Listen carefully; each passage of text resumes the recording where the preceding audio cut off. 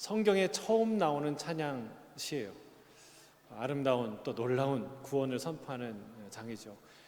그러나 이 홍해 사건의 전말에 대해서 14장에 이미 상세히 다 내용이 나와 있어요.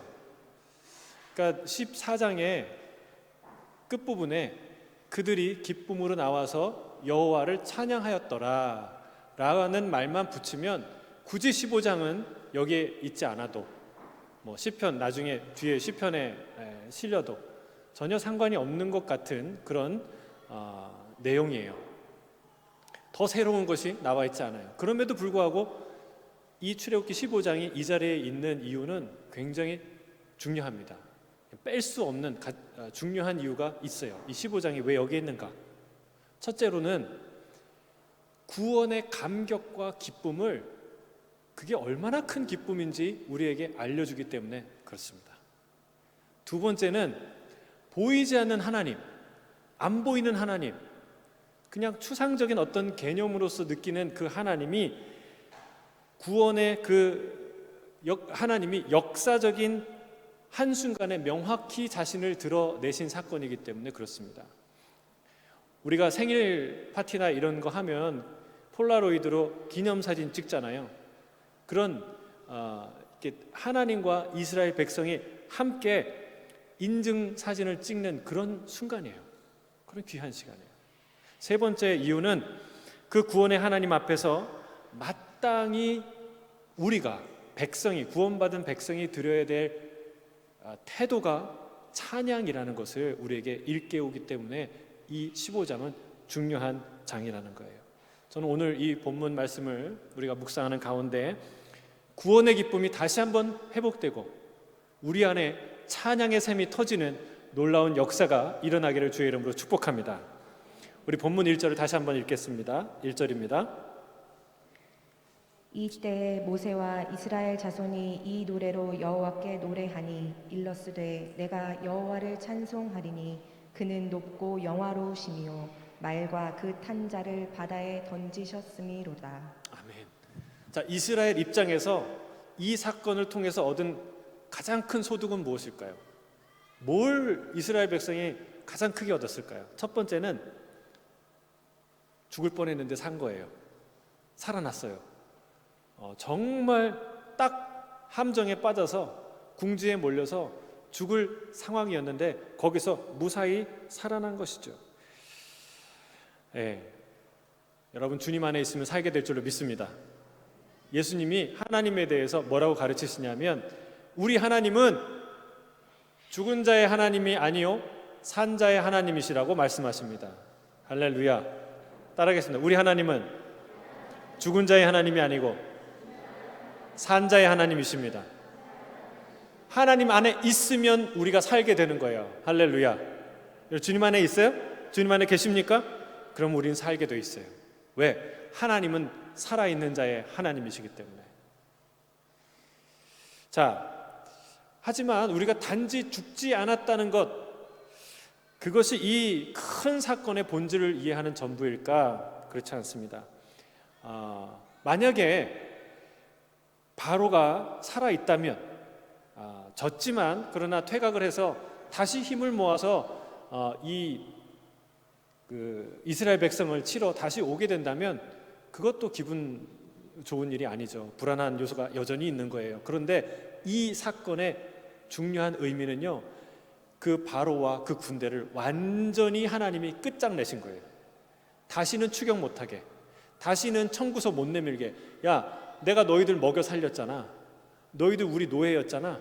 너희들 400년간 우리 노예였는데 어디 가서 뭐해? 하고 청구서 못 내밀게 하나님이 완전히 애굽의 그 바로와 그의 군대를 소탕시킨 거예요. 완전히 하나님이 다 구원의 승리를 주신 거예요. 전쟁을 끝내신 거예요. 할렐루야. 여러분 하나님 안에 있을 때 전쟁이 끝나는 줄 믿습니다. 그것도 참 큰 놀라운 이득이죠. 그러나 아직도 그 두 가지의 이해에 머물 수 없는 이 사건을 이해하는데 아직도 부족한 한 가지가 있어요. 그것은 무엇인가? 그 힌트가 14장 마지막 절에 있습니다. 우리 14장 마지막 절 31절 우리 같이 한번 읽어볼까요? 시작. 이스라엘이 여호와께서 애굽 사람들에게 행하신 그 큰 능력을 보았으므로 백성이 여호와를 경외하며 여호와와 그의 종 모세를 믿었더라. 가장 놀라운 일은 뭐냐면 구원의 하나님을 직접 목격했다는 거예요. 그 하나님의 크신 일을 생생하게 경험했다는 사실, 그것입니다. 보이지 않는 하나님, 볼 수 없는 영이신 하나님의 존재가 눈에 보이는 어떤 뚜렷한 현상 가운데 그 존재를 드러내셨다는 거예요. 여러분, 모세는 이 일을 통해서 이스라엘이 하나님과 모세를 믿었다라고 얘기합니다. 믿음이 생긴 거예요. 자, 믿음이 있었기 때문에 구원받은 거 아닌가요? 믿음으로 말미암아 구원을 얻게 된 것은 아닌가요? 하나님을 믿었기 때문에 여기까지 따라온 것이죠. 그러나 그 믿음은 믿음의 완성이 아니라는 거예요. 완성된 믿음이 아니라는 거예요. 여기서 이제야 믿게 된 것처럼 말하고 있는데 그 말은 어떤 중요한 믿음을 가르쳐 주시기 위해서 하나님께서 그들을 인도하시고 세밀한 어떤 놀라운 사건으로 인도하시고 있다는 사실입니다. 구원 얻는 믿음 중요하죠. 그러나 어떤 의미에서는 그 구원 안에 거하는 믿음은 훨씬 더 중요합니다. 구원은 단순한 탈출이 아니기 때문에 구원은 뭐라고 그랬어요? 주님과의 하나님과의 동행이다. 이기 때문에 그렇습니다. 따라하겠습니다. 구원은 하나님과의 동행입니다. 그래서 하나님이 누구신지 아는 것, 하나님을 굳게 신뢰하는 것, 그것이 무엇보다도 중요하다는 거예요. 여러분, 동행하는 친구만 사귀어도 내가 알지도 못하고 신뢰하지 못하는 사람하고 친구할 수 있나요? 내가 결혼을 하는데 인생을 같이 동행하는데 어떻게 신뢰하지 못하고 알지 못하는 사람과 함께 할 수 있나요? 그러지 않죠. 여러분, 그 동행 가운데, 주님과의 동행 가운데 아주 중요한 건요, 하나님이 누구신지 아는 것, 경험하는 것, 신뢰하는 거예요. 그걸 가르치시기 위해 하나님이 여기까지 인도하시는 거예요. 여러분, 하나님이 그것을 우리에게 가르치시기 위해 이 시드니까지 인도하신 줄로 믿습니다. 지금도 그 길을 가고 있는 줄로 믿습니다.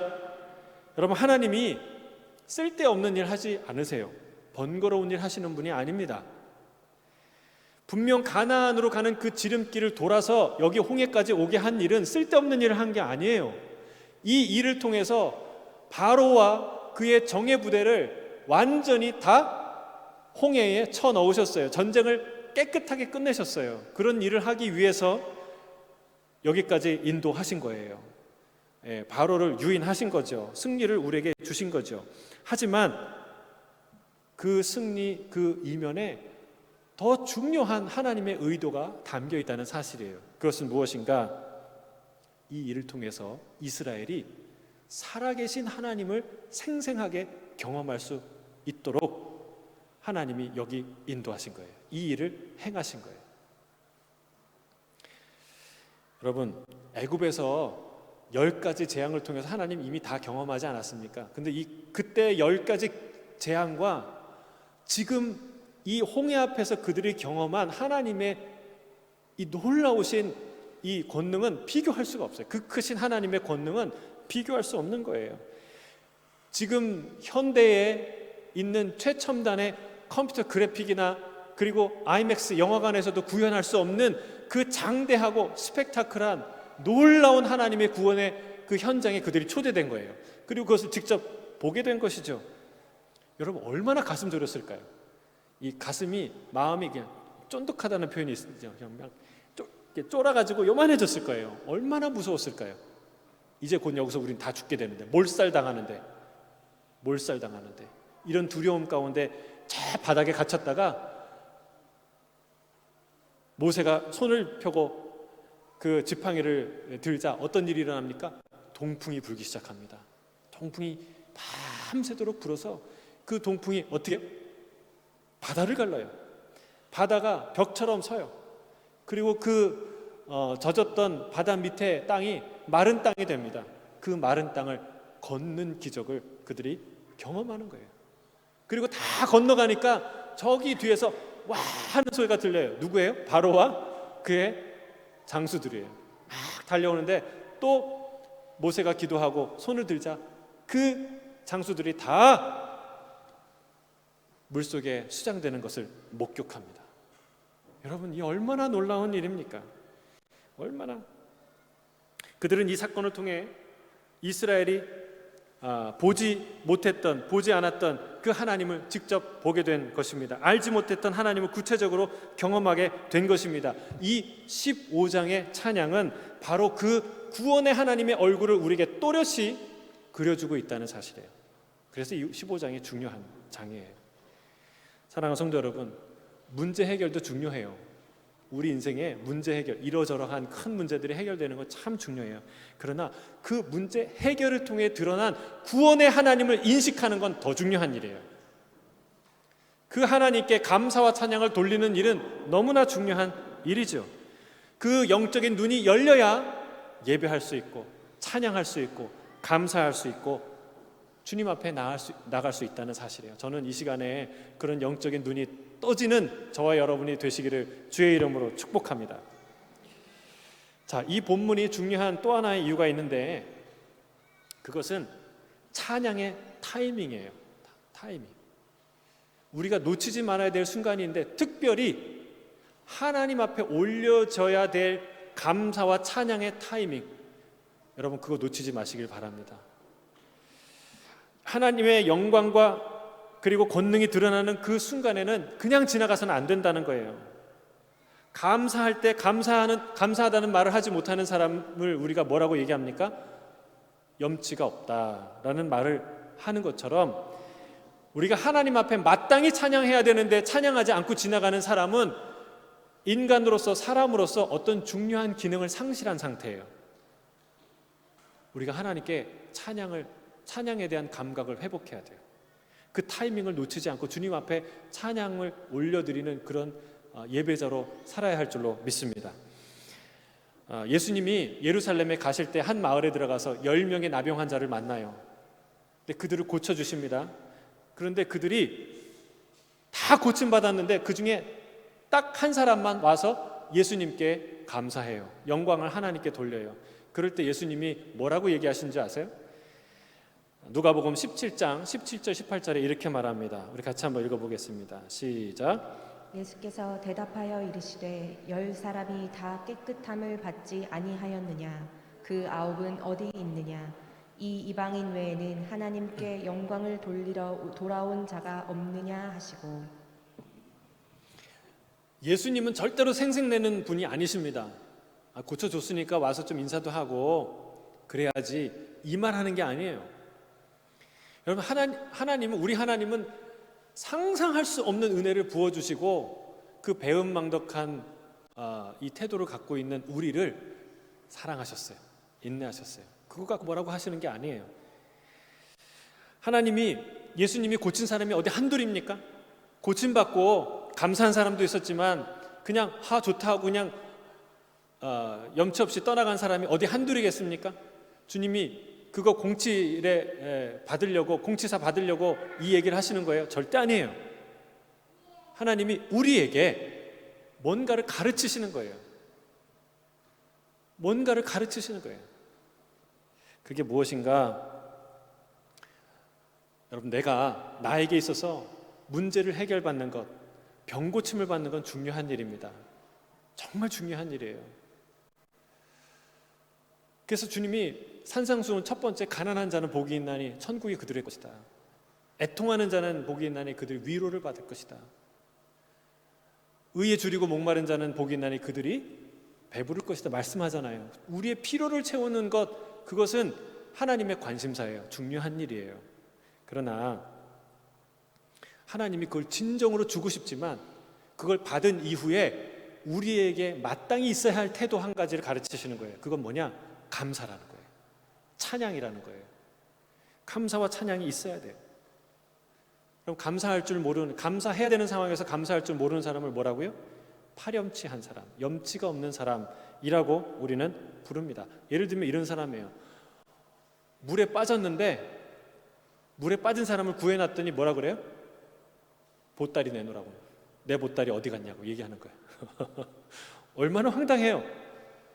내가 목숨을 걸고 구해줬는데, 죽을 사람이 살았는데, 아니 내 보따리를 내놓으라는 거예요. 아니 그 보따리 얼마나 중요한 게 있는지 아느냐. 어떻게 그 보따리를 안 건져올 수 있느냐. 빨리 가서 건져와라. 이런 얘기를 하는 사람 있으면 여러분 어떻게 해주고 싶어요? 어떤 마음이 들어요?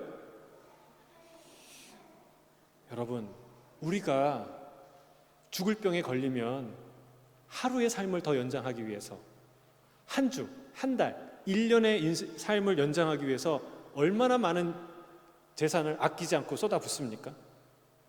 내 생명이 살아나는 거라면 보따리 100개라도 기꺼이 버릴 수 있지 않아요? 그런데도 불구하고 자기 산 거 생각하지 않고 보따리 내놓으라는 거예요. 실제로 소방관들이 그런 걸 경험한대요. 정말 죽을 사람 살려놓으면 저기 가서 그것 좀 갖다 달라고. 뭐 중요한 거 있는데 갖다 달라고. 세상에. 자기 구원받은 건 생각 못 하는 거예요. 여러분 생각해 보세요. 나병 환자가 이 병 고침을 받은 건 얼마나 기쁜 일이고 좋은 일입니까? 그러나 이 나병이 얼마나 심각한, 얼마나 끔찍한 저주입니까? 무섭고 잔혹한 병입니까? 정상적인 삶을 살 수 없을 정도가 아니라 가족과 사회로부터 완전히 격리되는, 소외되는 저주와 가난과 그 모든 슬픔의 대명사가 되는 그런 병이 이 나병이에요. 한센씨 병이에요. 그 사람들이 다가오면은요, 막 자기가 먼저 소리쳐야 돼, 3번씩. 그리고 사람들이 침 뱉어요. 그래도 할 말이 없어요. 사람들에게 도와달라 얘기할 때 병 고치는 거는커녕 그냥 동전 하나 아니면 한 끼 식사 하나 대접받으면 정말 감지덕지한 그런 인생이에요. 근데 여러분, 누가 이 병을 치료하겠습니까? 누가 이런 환자들을 돌보겠습니까? 여러분, 어떤 의사가 말 한마디로 이 병을 고치겠습니까? 이 병을 고칠 수 있는 의사가 있더라도 정말 모든 가산을 다 탕진하게 했을 거예요. 시간을 있는 대로 다 끌 수밖에 없었을 거예요. 이 병은 그렇게 어려운 거예요. 근데 주님이 말 한마디로 고치셨잖아요. 할렐루야. 여러분, 이런 기적이 일어났잖아요. 그럼 마땅히 어떻게 해야 돼요? 돌아와야죠. 이런 기적이, 세상에 없는 기적이 나한테 일어났으면 어떻게 해야 돼요? 감사해야죠. 하나님께 영광을 돌려야죠. 그런데 10명 중에 9이 그냥 자기 갈 길을 갑니다. 사랑하는 성도 여러분, 찬양의 타이밍을 놓치지 않게 되기를 주의 이름으로 축복합니다. 속으로 감사하지, 참 잘 됐네, 그러면서 쓱 지나가요. 그러면 안 된다는 거예요. 그러면 안 된다는 거예요. 가던 길을 멈추고 돌아와야 돼요. 어디로? 예수님께로 돌아와야 돼요. 우리가 감사한 일이 있는데 감사하지, 그리고 쓱 지나가면 안 되는 거예요. 크든 작든 감사 헌금을 하나님 앞에 드리고, 길든 짧든 시간을 하나님 앞에 드려서 주님 앞에 무릎 꿇고 앉아서 고백해야 되는 거예요. 하나님 감사합니다. 주님의 은혜입니다. 주님께 찬양하고 영광을 돌려야 되는 것이죠. 여러분, 근데 이게 잘 안 돼요. 그렇죠? 잘 안 돼요. 감사한 일이 있는데 그냥 자기 가던 길을 가는 게 우리의 모습입니다. 이걸 놓치기가 쉽습니다. 왜요? 가는 길이 바빠서, 다음 할 일이 너무 많아서 그냥 습관적으로 넘어가는 거예요. 근데 이렇게 그냥 넘어가는 가장 큰 이유가 뭘까요? 그것은 우리 안에 예수님의 존재감이 크지 않기 때문에 그래요. 예수님의 존재감이 내 안에 크시다 그러면 그냥 넘어갈 수 없어요.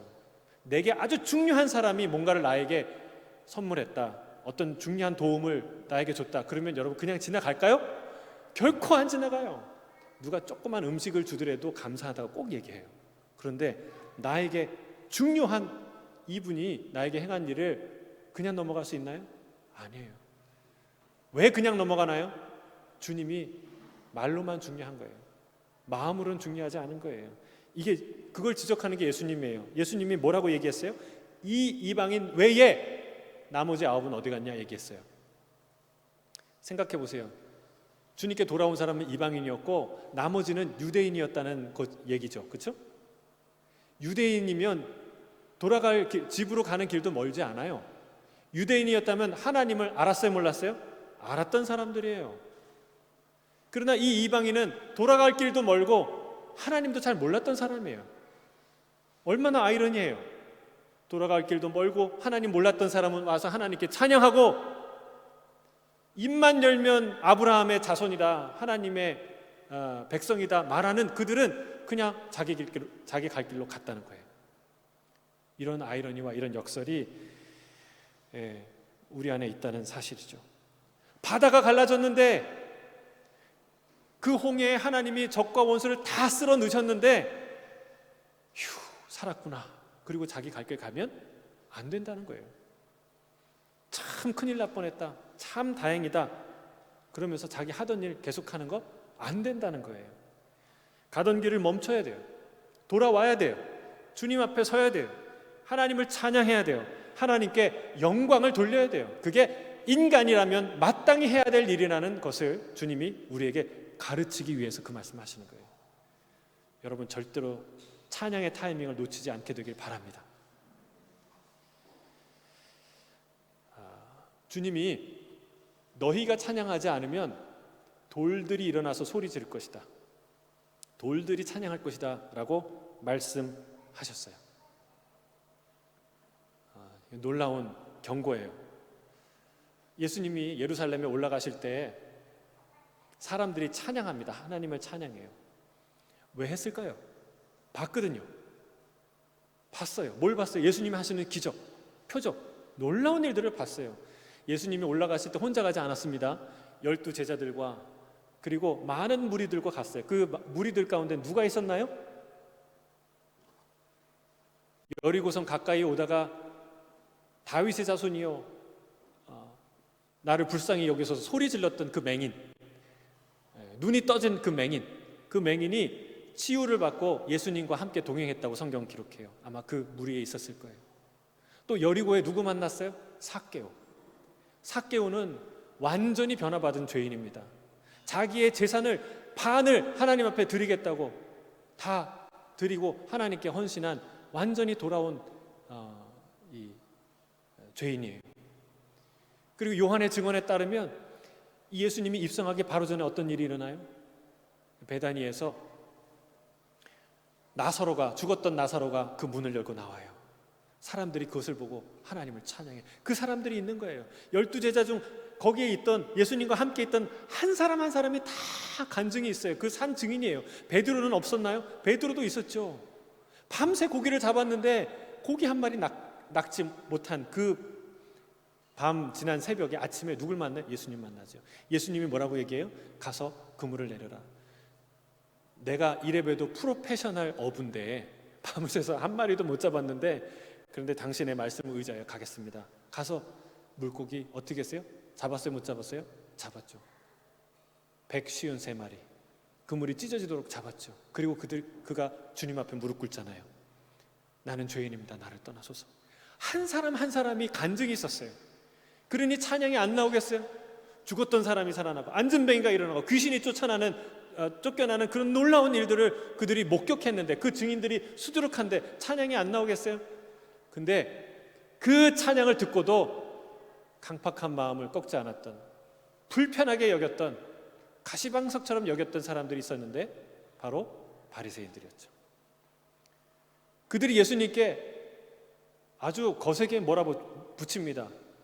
아니, 이 신성모독적인 찬양을, 이 소리를 들어보라고. 어떻게 하나님께 돌려줘야 될 영광을 사람에게 하냐고.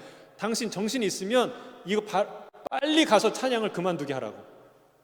얼마나 예수님을 몰아붙였는지 몰라요. 그때 예수님이 뭐라고 얘기하셨습니까? 이렇게 얘기하셨어요. 누가복음 19장 40절에 같이 읽겠습니다. 시작.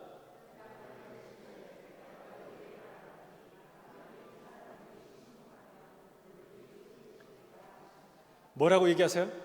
이 사람들이 찬양하지 않으면 돌들이 일어나서 소리 지르고 찬양할 것이다.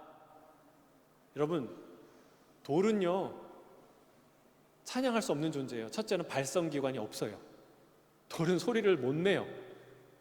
그리고 말 그대로 돌은 돌이라서 하나님을 인식할 수가 없어요. 하나님의 선하신 것을 깨달을 수가 없어요. 그걸 표현할 언어적인 능력이 없어요.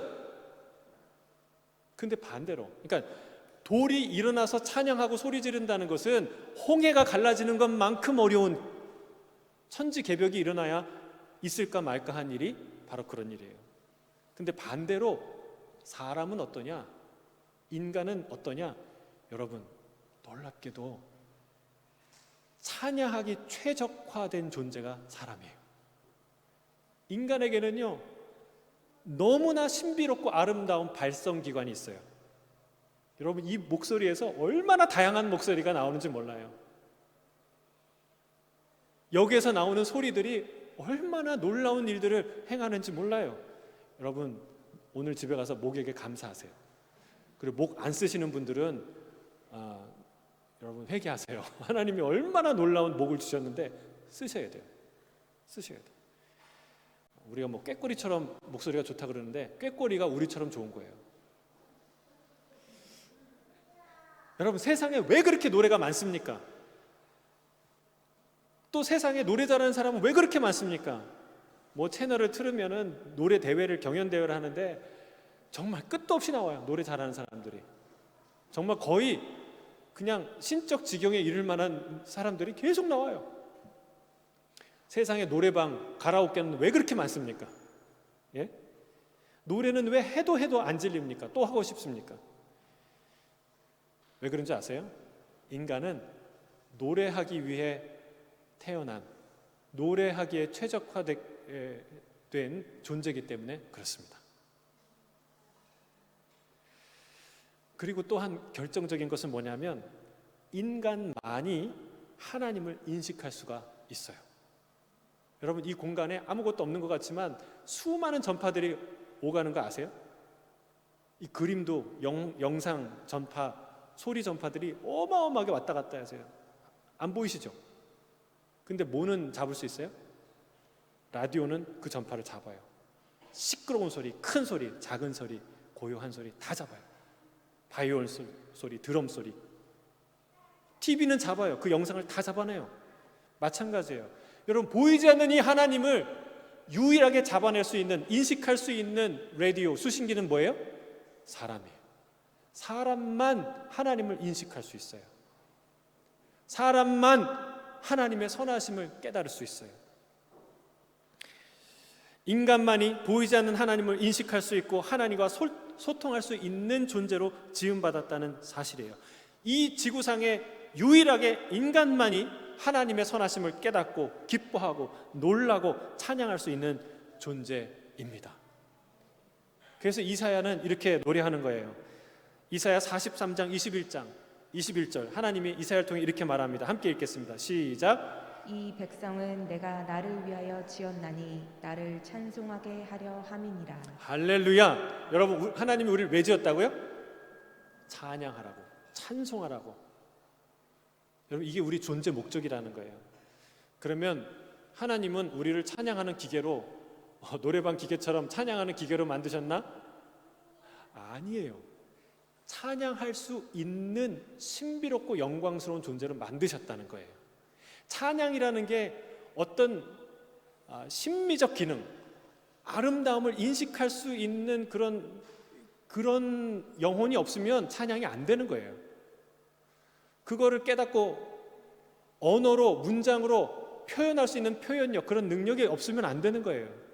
그리고 그걸 아름다운 목소리로, 박자에 맞춰서, 소리에 맞춰서 아름다운 소리로 낼 수 있는 발성기관이 없으면 못하는 거예요.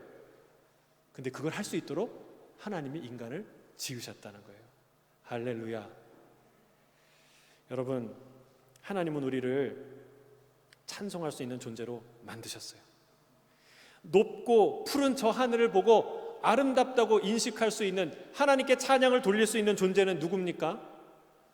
아무리 사랑스러운 우리 강아지라도 몰라요. 그거. 우리 집에 밀키 제가 사랑하는데 너무 귀여운데 아무것도 몰라요. 하나님이 그 아름다운 걸 만드셨는지 몰라요. 정작 저 창공을 날아가는, 자유롭게 날아가는 새들조차도 그걸 몰라요. 누구만 알아요? 사람만 알아요. 인간만 알아요. 이 위대한 창공을 지으신, 하늘을 지으신 하나님, 인간만 찬양할 수 있다는 사실이에요. 여러분, 영적인 일은 더더욱 그렇습니다. 왜 그렇습니까? 하나님이 인간을 신적인 형상으로, 하나님의 형상으로 지으셨기 때문에 그렇습니다. 노래와 찬송은 아무나 하는 게 아닙니다. 결코 돌들과 같은 존재는 상상할 수조차 없는 일이 바로 하나님을 찬양하는 일입니다. 여러분, 사랑하는 성도 여러분, 찬양이 우리 존재의 목적이라는 사실을 꼭 기억하시기를 주의 이름으로 축복합니다. 여기 스피커가 있는데 이 스피커는 아무리 비싸도 아무리 멋있어도 소리를 못 내면 소용이 없어요. 그렇죠? 소리를 못 내면 다만 밖에 버려져 고물이 될 뿐입니다. 하나님이 우리를 위해 존재하시는 것이 아니라 본질적으로 우리가 하나님을 위해 존재하는 거예요. 우리는 하나님께서 왜 이것도 안 들어주시고 저것도 안 들어주시나 이런 마음으로 살아갈 수 있어요. 그렇습니다. 하나님은 우리의 기도를 들어주시는, 우리를 돌보시는 우리 아버지 되시는 하나님이시죠. 그러나 본질적으로 그것보다 먼저 우리가 하나님을 위해 창조되었고 우리가 하나님을 위해 존재한다는 사실을 알아야 돼요. 하나님이 우리를 위해서 존재하는 게 아니라 우리가 하나님을 위해서 존재한다는 사실입니다. 하나님이 우리에게 요구하시는 게 있다는 거예요. 하나님이 우리에게 기대하시는 거 있다는 거예요. 그것은 무엇이냐? 그것이 찬양이에요. 찬양. 이 스피커가 주인이 왜 나를 업그레이드 안 해주지? 주인이 왜 예쁜 장식을 안 해주지? 더 좋은 색깔로 안 칠해주지? 이런 고민할 수가 있겠지만 그것보다 본질적으로 순서적으로 더 먼저 질문할 수 있는 건 주인이에요. 왜 이 스피커엔 소리가 안 나지? 이게 더 본질적으로 우선되는 질문이라는 거예요.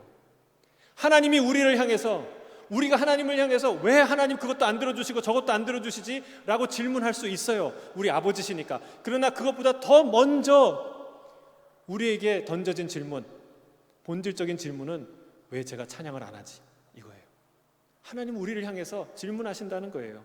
이 스피커를 보고, 소리 안 나는 스피커를 보고 왜 소리가 안 나지? 라고 말하는 것처럼 우리를 향해서 찬양하지 못하는, 찬양하지 않는 우리를 향해서 하나님이 질문하신다는 거예요.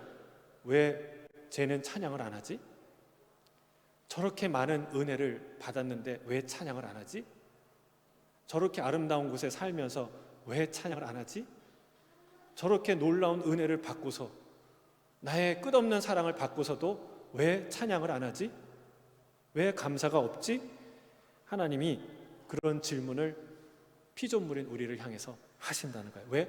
우리는 찬양하도록 지음받은 존재이기 때문에 그렇습니다. 사랑하는 성도 여러분, 돌들이 일어나서 찬양하기 전에 찬양하시길 주의 이름 축복합니다.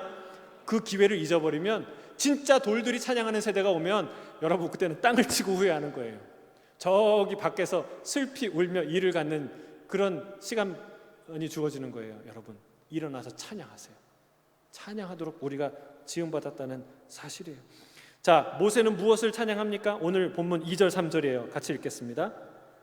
2절 3절 시작. 여호와는 나의 힘이요 노래시며 나의 구원이시로다. 그는 나의 하나님이시니 내가 그를 찬송할 것이요 내 아버지의 하나님이시니 내가 그를 높이리로다.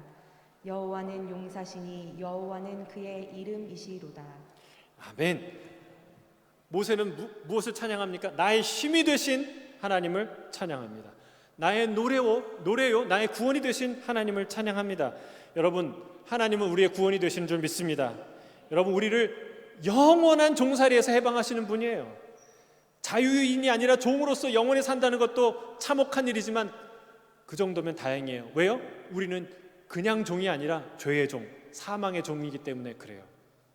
그러나 그 모든 죄의 종, 사망의 종에서 우리를 해방시키셨어요. 구원하셨어요. 할렐루야. 여러분, 그래서 이사야도 이 모세를 따라서 똑같은 노래를 하고 있습니다. 이사야 12장 2절 3절이에요. 함께 읽겠습니다. 2절 3절 시작. 보라, 하나님은 나의 구원이시라. 내가 신뢰하고 두려움이 없으리니 주 여호와는 나의 힘이시며 나의 노래시며 나의 구원이심이라. 그러므로 너희가 기쁨으로 구원의 우물들에서 물을 기르리로다. 여러분, 감사하세요? 이 호주에 사는 거 날마다 감사하세요? 날마다 공원 걸을 때마다 감사하세요? 어떤 친구가 그 얘기를 하더라고요. 자기는 자기 집 사는 아파트에 들어가면 매일 감사하대요. 그 친구가 있는 돈 없는 돈 이제 끌어서 아파트를 계약했어요. 근데 중도금을 내야 되는데 돈이 없는 거예요. 고민하다가 때가 돼갖고 하는데 은행에 부동산에 알아보니까 그 사이에 이 아파트가 올라간 거예요. 그래서 은행에 더 많은 대출을 받아서 그 중도금을 갚은 거예요. 갚을 수 있었던 거예요. 그래서 지금은 조금씩 갚고 있는데 이 친구가 그래서 이 아파트에 들어갈 때마다 하나님이 거저 주신 것 같아. 은혜로 주신 것 같은. 들어갈 때마다 감사하대요. 여러분, 구원은 아파트 한 채와 비교할 수 없어요. 수십만, 수백만짜리 불짜리 고급 주택과 하우스와 비교할 수 없어요. 여러분, 우리가 구원받았다는 사실, 그걸 생각할 때마다 감사하십니까? 그 구원의 감격, 그 구원의 감사가 회복되기를 주의 이름으로 축복합니다. 모세와 이스라엘 백성은 나의 힘이 되신 여호와를 찬양합니다. 여러분, 14장 31절에서 뭐를 봤다고 했어요? 그 큰 능력. 여러분, 능력에 1번이라고 써 있죠? 그 밑에 뭐라고 써 있어요? 손. 각주에 나오죠. 그들은 하나님의 능력의 손을 본 거예요. 어떤 손입니까?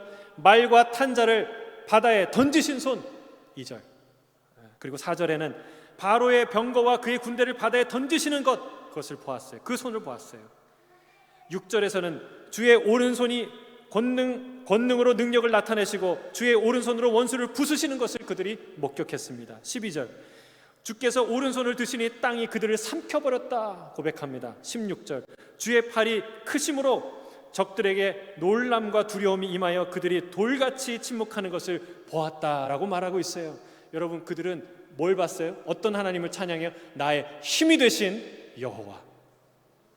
할렐루야. 하나님은 우리의 힘이 되신 줄 믿습니다. 여러분, 힘내세요. 힘이 없지요, 우리 안에는. 그러나 누가 우리의 힘이십니까? 하나님이 우리의 힘이라는 사실이에요. 여러분, 길이 막힌 곳에 길이 열리는 능력, 길이 없는 곳에 길이 생기는 능력, 길이 아닌 죽음의 길이 생명의 길로 바뀌는 그런 능력이 우리에게 일어날 줄로 믿습니다. 여러분, 힘이 되신 그 여호와 하나님을 따라가면 고난이 없냐? 그렇지 않습니다. 우리가 다음 주부터 묵상할 거예요. 이스라엘이 광야에서 죽도록 고생합니다. 그 얘기를 할 거예요. 여러분, 우리가 고난이 없어서 하나님을 찬양하라는 게 아니에요. 기적이 있기 때문에 찬양하라는 거예요. 전능하신 하나님 우리와 함께 하기 때문에 찬양하라는 거예요. 욥은 그걸 알았기 때문에 고난 가운데서 주님을 찬양합니다. 여러분, 고난이 없어서 찬양하라는 게 아니에요. 힘이 되신 그 여호와께서 아직도 나와 함께 하시고 죽을 나의 운명 가운데 하나님이 나를 건져주시고 날마다 구원의 샘으로 인도하시는 그 하나님 때문에 찬양하라는 사실이에요. 그 놀라운 하나님께 날마다 찬양하며 나아가는 저와 여러분이 되시기를 주의 이름 축복합니다. 함께 기도하겠습니다. 우리를 위해 싸우시는